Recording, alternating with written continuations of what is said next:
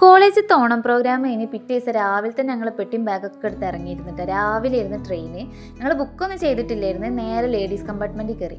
ഞങ്ങൾ കുറച്ച് തിക്കും തിരക്കൊക്കെയാണ് പ്രതീക്ഷിച്ചത്. പക്ഷേ നല്ല സുഖമായിട്ട് പോകുന്നുണ്ട്. കാരണം തീരെ തിരക്കില്ലായിരുന്നു, ആരുമില്ലായിരുന്നു ഞങ്ങൾ കയറിയപ്പോൾ. പിന്നെ കുറച്ച് തിരക്കൊക്കെ ആയി, എന്നാലും കുഴപ്പമില്ലായിരുന്നു. എപ്പത്തെയും പോലെ ആയില്ല, കാരണം ഓണം സീസൺ അല്ലേ.